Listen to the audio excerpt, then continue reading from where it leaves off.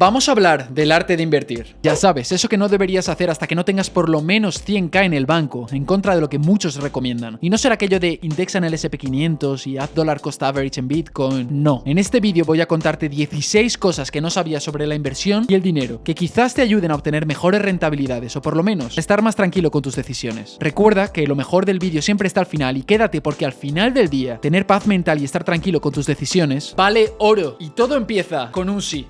Número 16. Si inviertes en bolsa desde España como una persona física, tendrás que pagar, entre otras cosas, entre un 19 y un 26% de lo que ganes al vender. Si ganas. Si pierdes, perdiste. Básicamente es un impuesto por hacer las cosas bien y haber triunfado arriesgando tu dinero. Un dinero sobre el que también pagaste impuestos al recibir. Así que, si piensas que no tiene ningún sentido invertir como persona física en España, bienvenido al club. Número 15. Si tienes miedo a quedarte sin dinero, existe algo llamado renta vitalicia. Mucha gente tiene miedo a quedarse sin dinero. ¿Sabías que puedes asegurarlo? Puedes comprar dinero para el resto de tu vida literalmente. Si tienes, por ejemplo, 1 millón y quieres que dure, asegúralo. Se lo das al banco y te pagan mensual, trimestral o anualmente en función de lo rentable que sea el seguro. Se suele invertir en bonos y letras, cosas muy estables que no vayan a perder. Se te pagará una renta que para los estándares de España es fiscalmente competitiva porque pagas menos impuestos según la edad que tengas. Pones una cláusula para que le sigan pagando a tu familia cuando tú la palmes y listo. Paz mental para siempre. Y además los seguros de renta vitalicia y los planes de pensiones no son mutuamente excluyentes, aunque eso de renta vitalicia parece mucho mejor. Normalmente soy contrario a los seguros, pero sé que este puede servirte si eres padre. Número 14. Si aprendes los principios, invertirás mejor. Aprende los principios, no los trucos. El libro de Warren Buffett se llama Principios. El libro de Ray Dalio también se llama Principios. No se llaman trucos, ni tips, ni argucias, ni artimañas, ni triquiñuelas. Principios. Aprender los principios sirve para que en un horizonte de tiempo a largo plazo te equivoques menos. Por eso es mejor aprenderlo lo antes posible, cuando eres joven, porque los rendimientos de ese aprendizaje serán mucho mayores. Se compondrán como el interés. Estudia y aprende ahora y benefíciate de los principios aprendidos y de las habilidades desarrolladas el resto de tus días. Número 13. Si no lo puedes comprar 2 veces, no lo compres una. Y realísticamente 3, 4 o 5 veces. ¿Nunca te ha pasado que te traen un proyecto o una inversión y dices, mola, podría invertir el 30% de mi dinero en esto ya? Si tienes buenos consejeros te dirán, lo mejor será que asignes como mucho un 10% del total. Y tendrán razón. Hablando de consejeros. Número 12. Si el deal parece demasiado bueno como para ser verdad, probablemente lo sea. Busca una segunda opinión. Hay algo que no estás viendo. Fíate de tu círculo competente. Número 11. Pide prestado siempre menos de lo que puedes pedir. La deuda introduce riesgo en cualquier ecuación. Por eso en los ejemplos siempre hablo de tener a los acreedores más tranquilos. Si vas a comprar una casa, por ejemplo, y te dan hasta el 80%, aceptar solo el 70% y poner tú el resto reduce el riesgo de la operación y los intereses que pagarás. No ganarás tanto dinero, pero tampoco te arriesgarás a perderlo todo. Número 10. Define los términos previamente con tu interlocutor antes de hacer ningún trato. Cuando alquilas una casa, define con el propietario o inquilino qué es lo que significa buen uso de las instalaciones para ti. ¿Qué significa exactamente no se pueden tener mascotas? Haz preguntas estúpidas, haz dibujitos hasta que entiendas la operación a la perfección, porque al final del día no hay ningún beneficio real de que tu interlocutor piense que sabes más de lo que sabes en realidad, pero tiene ventajas que sepas más de lo que creen que sabes. Hacerse el tonto de vez en cuando está infravalorado. Número 9. Si no sabes cómo puedes perder dinero con la operación, no lo hagas. Toda inversión tiene un riesgo, ya sea en private equity, empresas o en bolsa. Siempre hay una manera de perder dinero y deberías saber cuál es. Deberías saber qué puede salir mal en la operación. De hecho, deberías saber todo lo que puede salir mal, cómo puedes perder el dinero, etc. para entender bien el fregado. Número 8. Si solo tienes una operación sobre la mesa, no la hagas. Si es lo único que puedes hacer, encontrarás la manera de convencerte a ti mismo de que es una buena operación. Muévete para conseguir más deals, porque si no puedes compararlo con nada, que tienes te parecerá mucho mejor de lo que es en realidad. Número 7. Si es complicado para ti, no lo hagas. Si algo es difícil de entender o parece muy complejo para ti, posiblemente lo sea. A todos nos gusta sentir que estamos en fregados interesantes. Si entiendes a la perfección algo, disminuyes el riesgo porque comprendes todas las variables. No hay nada como haber hecho algo muchas veces como para entenderlo. Así que si te metes en algo que no entiendes muy bien o que no sientes que controlas, te van a crujir. Entonces tienes dos soluciones: meterte con muy poco y muy bien aconsejado o directamente no meterte para nada, que es lo que aconsejo. Número 6. Si sientes FOMO, ralentiza. FOMO, del inglés Fear of Missing Out, es cuando sientes que te estás perdiendo la fiesta. Normalmente querrás comprar antes de que se acabe. Esto se vio muchísimo hace poco con las criptomonedas. Subía tanto que no comprar era perder dinero, ¿verdad? Este es un músculo que deberás desarrollar de manera automática para tomar mejores decisiones. Si pasa esto, hago lo otro. Acción, reacción, yin, yang. Si siento FOMO, espero y analizo. Número 5. Si no hay comprobaciones, no hay trato. Y por comprobaciones me refiero a due diligence. El otro día fui a ver una propiedad para comprar. Me la enseñaron por encima, pero no tenía la mitad de la información que necesitaba para tomar la decisión de pasar al siguiente paso o no. No había dossier, metros útiles versus construidos, planos, etc. No había nada. Poco profesional. Si quieres que haga la operación contigo, ten la transparencia suficiente como para proporcionar la información relevante. Sí, aunque la operación no salga, sabré que eres un tío de quien me puedo fiar. Un profesional. Lo que enlaza con la número 4. Sí a los números, no a las historias. La inversión está para mantener nuestro capital capital y quizás hacerlo crecer muy poco a poco, no para arriesgarse ni jugarte algo. Y el primer paso es arriesgar una parte muy pequeña de ese capital que tanto te ha costado acumular. Número 2. Si no ayuda a tu reputación, no lo hagas. Recuerdo durante la pandemia la gran oportunidad que tuve de vender mascarillas aunque no fuera mi negocio. Por eso de vivir en China y conocer fábricas, muchas de las cuales dejaron de hacer lo que estaban haciendo y se pusieron a fabricar mascarillas y guantes. Todo el mundo me pedía. Yo mandé miles a mi empresa y amigos, a conocidos y vecinos, pero nunca las cobré ni gané dinero con ellas. Podría haber ganado varias decenas de miles de euros. Y luego salieron en la prensa española e internacional dos tipos de gente. Los hustlers que fallaron en el control de calidad y vendieron a precios exorbitantes mascarillas que no cumplían su función porque no conocían las fábricas chinas de las que salían. Y los políticos que perdieron o retrasaron envíos por desconocer la logística del comercio internacional. En resumen, una operación que parecía buena en el momento, pero en la que no me metí por un tema reputacional y creo que hice bien. Y por último, número 1, si no hay recorrido, no hay trato. ¿Quién te trae la operación? La mejor manera de prever el desempeño futuro es estudiar el desempeño pasado. Siempre que consideras comprar una acción, ¿qué es lo primero que haces? Ver la evolución de precios pasada, ver si en el pasado ha repartido dividendos. Y en el campo del private equity, si no ha ido bien hasta ahora, ¿va a ir bien conmigo invirtiendo cuánto? Una manera menos hardcore de llevar esta regla es hacer un starter deal, una operación pequeña y poco relevante para testear a tus socios a ver qué hacen. El carisma es importante, los números que mencionaba son importantes y la due diligence también, pero el desempeño pasado es más importante aún. Lo que no significa que no puedan triunfar. A alguien le gustará la operación y seguramente la hagan, pero no serás tú. Por último, y como bonus por haber llegado hasta el final del vídeo, voy a anunciar a los ganadores del último concurso sobre conocimiento financiero. La educación es clave para triunfar en la vida y hay gente que no puede acceder a los libros básicos sobre negocios y finanzas, así que de vez en cuando sorteo paquetes de libros entre los que comentan en mis vídeos. Los ganadores son Miguel Morales, Sebastián León y Hugo Irrazábal. Si te ha tocado, manda un mail con tu nombre completo a la dirección del mail de la descripción y te los haré llegar lo antes posible. Iré repartiendo conocimiento financiero en forma de los libros que más me han impactado a mí de vez en cuando. Por último, para aprender a invertir, además de leerse todos estos libros sobre conocimiento financiero y suscribirte al canal y darle al like para ayudar al algoritmo, no hay nada como invertir. La experiencia al invertir la da la práctica, así que si quieres ver cómo invertí 100k en directo, haz clic en este vídeo. Nos vemos aquí y gracias por tu atención.